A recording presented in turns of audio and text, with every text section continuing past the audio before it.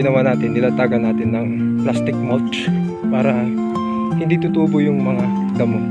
So ginawa natin dito, pansin nyo, nag-spray kami ng herbicide.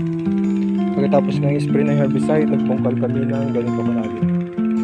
So ang lalim niya is mahigit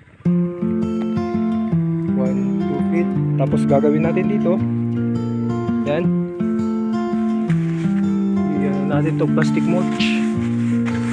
Yan. Ginagawa natin to kasi para hindi tayo spray ng herbicide. Kaya so ganyan yung ginawa natin. So mamaya i-demo ko sa inyo kung paano magbutas. Yan. Pagitan pala niyan ay 2.5 meters ang layo ang agwat. So pagbutas, balikan mo ako ng uding. Lalagay ko lang dito sa may yan.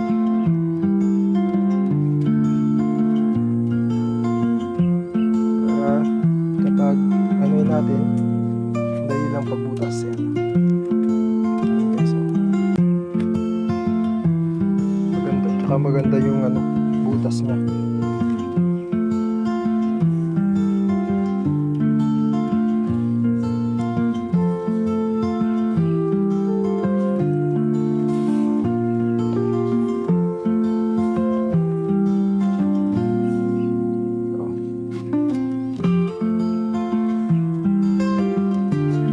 Basta siya mapunit pag ganyan ng pagbutas na ginawa natin.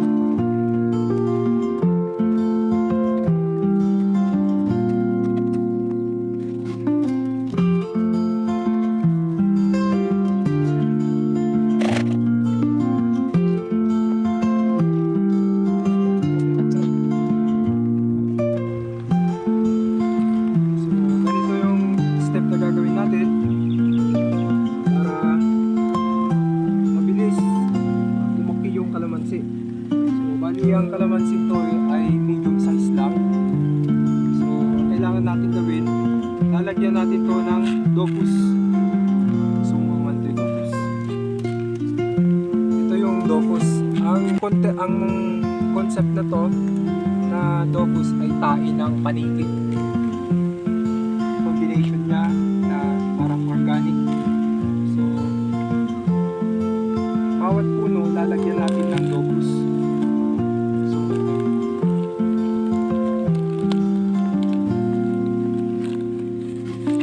Kailangan ang pagtanggal ng plastic dito sa puno, dapat hindi natin masira yung ano niya, ang plastic dito sa lupa. Ang unang gagawin natin, lagyan natin ng paluklok. Bali isang takot na ganyan. Ang Dopus kasi malamig ito sa puno, kahit anong halaman, subuko na to. Sabi nila, huwag daw lalagyan ng filterizer. Pero ito, organic kasi ito, tae ng paniki combination at saka yung organic na mga manure. So ganyan yung tamang pagtanim ng kalamansi. Tapos pansin nyo dito, may mga sprout siya. Kailangan matanggal to. Yung sprout na to. Kailangan tanggalin natin itong sprout na to para itong isa lang ang tataas. Kasi kapag masyadong marami itong sprout dito sa iba, hindi yan lalaki, kundi so sustain lang niya yung paglaki ng sprout mula dito. So kailangan ito, ganyan, mahirap natin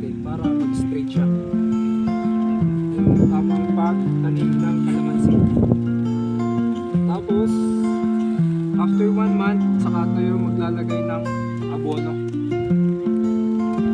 2 months, ganun, para hindi masunog yung puno niya.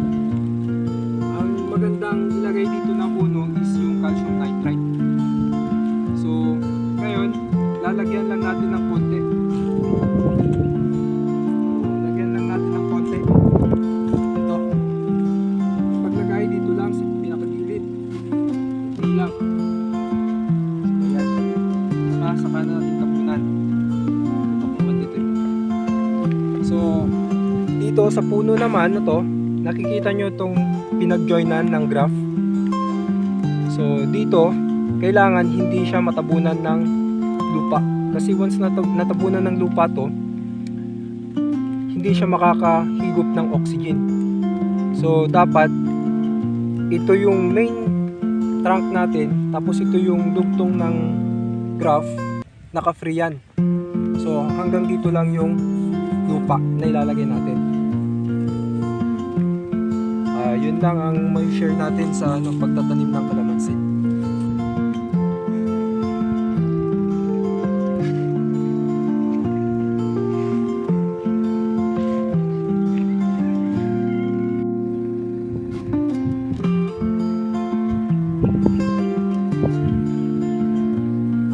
Tapos importante, kailangan gumawa tayo ng daanan ng tubig.